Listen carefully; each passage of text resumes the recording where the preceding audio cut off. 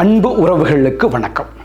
இடைக்காட்டூர் திருத்தலத்தில் உள்ள அந்த சுவாரஸ்யமான தகவல்களை வீடியோவாக பார்த்த பிறகு எப்படி அந்த கோவிலுக்கு வர்றது, எந்த வழியாக வந்தால் எளிதாக வந்து அடையலாம் அப்படின்னு இந்த பயண குறிப்புகளை பற்றி ஒரு சிலர் கேள்வி கேட்டிருந்தாங்க.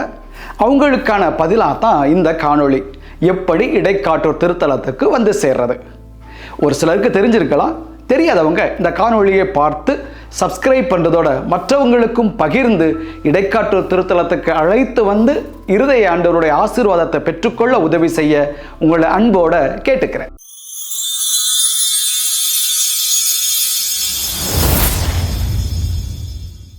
அன்புக்குரியவர்களே, இடைக்காட்டூர் என்ற அந்த கிராமத்துக்கு பக்கத்தில் இருக்கிற பெரிய நகரங்கள் அப்படின்னு பார்த்தோம்னா மதுரை, சிவகங்கை, மானாமதுரை.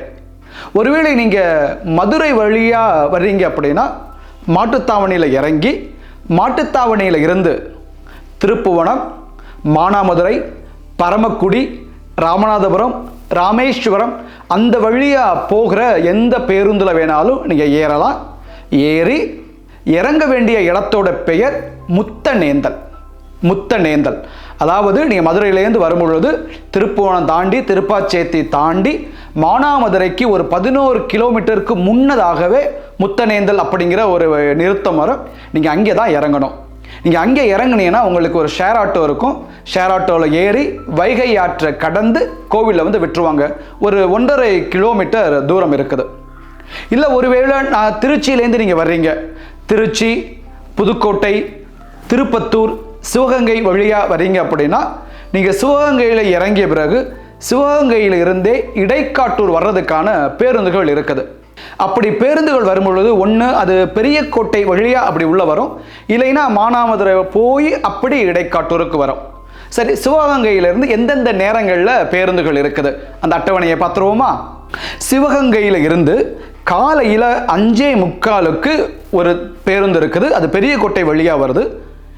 7:30 ஒரு பேருந்து சிவகங்கையிலேருந்து புறப்படுது, அது மானாமதுரை வழியாக வருது. 9:30 ஒரு பேருந்து சிவகங்கையில் புறப்படுது, அதுவும் மானாமதுரை வழியாக வருது. 10:30 ஒரு பேருந்து புறப்படுது, அது பெரியக்கோட்டை வழியாக வந்துடுது. மதியத்துக்கு மேலே அப்படின்னா 1:30 மானாமதுரை வழியாக ஒரு பேருந்து, அதாவது சிவகங்கையில் புறப்பட்டு மானாமதுரை வழியாக தான் வருது. பிறகு 3 மணிக்கு சிவகங்கையில் புறப்படுற பேருந்து பெரியக்கோட்டை வழியாக வருது. 5:30 புறப்படுற பேருந்து மானாமதுரை வழியாக வருது.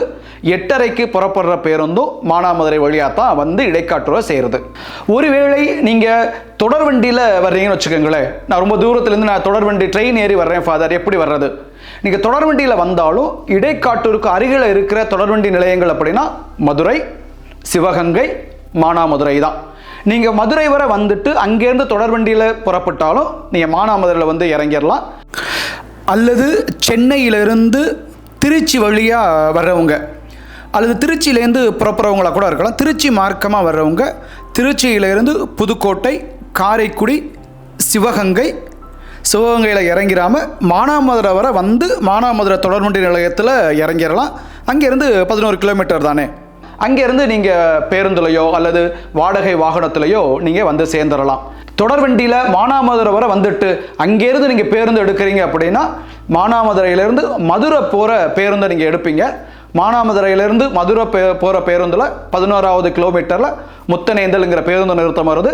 அங்கே இறங்கி சாலையை கடந்து கவனமாக கடக்கணும், ஏன்னா அது வந்து தேசிய நெடுஞ்சாலை. கவனமாக சாலையை கடந்து வந்தீங்க அப்படின்னா அங்கே உங்களுக்கு ஷேர் ஆட்டோ இருக்குது.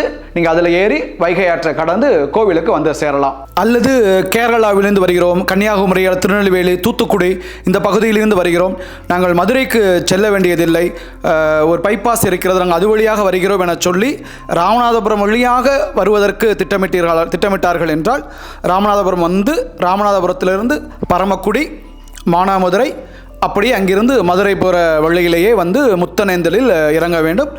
முத்தநேந்தலில் இறங்கி சாலையை கடந்து ஷேர் ஆட்டோ எடுத்து கோவிலுக்கு வர வேண்டும். அல்லது சொந்த வாகனமாக இருந்தாலும் அதே போல் தூத்துக்குடியிலிருந்து அந்த பைபாஸ் வழியாக வந்து ராமநாதபுரம் வந்து பரமக்குடி, மானாமதுரை, மதுரை மார்க்கமாகவே அவர்கள் முத்தநேந்தல் வந்து அங்கிருந்து இடைக்காட்டூர் போகலாம். இல்லை நாங்கள் ராமநாதபுரம் வரை நாங்கள் பேருந்தில் வருகிறோம், தனியார் பேருந்தோ அரசு பேருந்தோ இருந்தால் அதன் வழியாக வருகிறோம், ராமநாதபுரத்திலிருந்து நாங்கள் தொடர்வண்டியில் வர விரும்புகிறோம் என்று நினைத்தால் கூட ராமநாதபுரத்திலிருந்து மானாமதுரை வரை தொடர்வண்டியில் வந்துவிட்டு மானாமதுரையிலிருந்து மதுரை போகிற பேருந்தை அவர்கள் எடுக்க வேண்டும். இல்லை ஒருவேளை நீங்கள் அடுத்த மாநிலங்கள்லேருந்து வரீங்க, விமானத்தில் தான் வரணும், அப்படி ஒரு வாய்ப்பு வருது, இல்லை யாரோ உங்கள் நண்பர்கள் எப்படி போகிறதுன்னு கேட்டாங்க அப்படின்னா பக்கத்தில் இருக்கிற விமான நிலையம் மதுரை தான். மதுரை வரை விமானத்தில் வந்துட்டு அங்கேருந்து வாடகை வாகனத்திலோ அல்லது அங்கேருந்து தொடர்வண்டி நிலையத்துக்கு போய் தொடர்வண்டியிலையோ அல்லது பேருந்துலையோ அவங்க இடைக்காட்டூருக்கு வந்து சேர்ந்துடலாம். இதுதான் 3 திசையிலிருந்து இடைக்காட்டூருக்கு வருவதற்கான வழி. தொடர்வண்டி வழியாகவும் வரலாம், மதுரையிலிருந்தோ சிவகங்கையிலிருந்தோ, பேருந்து வழியாகவும் வரலாம், மதுரையிலிருந்து மானாமதுரையிலேருந்து சிவகங்கையிலேருந்து வர்ற பேருந்துக்கான நேரத்தை சொல்லிட்டேன். ஏன்னா குறிப்பிட்ட நேரத்தில் தான் பேருந்துகள் இருக்குது, அரசு பேருந்தும் தனியார் பேருந்துகளும், அதை சொல்லிட்டேன். மற்றபடி மதுரையிலிருந்து நீங்கள் மானாமதுரை நோக்கி ராமநாதபுரத்தை நோக்கி வந்து முத்துநேந்தலில் இறங்கினாலும் சரி, அல்லது மானாமதுரையிலேருந்து மதுரை நோக்கி போகிற பேருந்தில் ஏறி முத்துநேந்தலில் இறங்கினாலும் சரி, நிறைய பேருந்துகள் உங்களுக்கு இருக்குது. ஆனால் கேட்டுட்டு ஏறுங்க, முத்துநேந்தலில் நிற்குமா நிற்காதா அப்படின்னா. இயேசுவின் திரு இருதயமே உடனிருக்கும் நல்லாயனே, இயேசுவின் திரு இருதயமே உடனிருக்கும் நல்லாயனே, அன்பு நிறைந்த உன் இதயத்தை காயப்படுத்திய நான் பாடுகிறேன், மனமுருகி தேடுகிறேன், ஜெபமும் தியாகமும் அன்பும் செய்து ஆறுதல் தருகிறேன், அரவணையும் எம்மை ஆசிர்வதியும், ஜெபமும் தியாகமும் அன்பும் செய்து ஆறுதல் தருகிறேன், அரவணையும் எம்மை ஆசிர்வதியும், ஜெபமும் தியாகமும் அன்பும் செய்து ஆறுதல் தருகிறேன், அரவணையும் எம்மை ஆசிர்வதியும், ஜெபமும் தியாகமும் அன்பும் செய்து ஆறுதல் தருகிறேன், அரவணையும் எம்மை ஆசிர்வதியும்.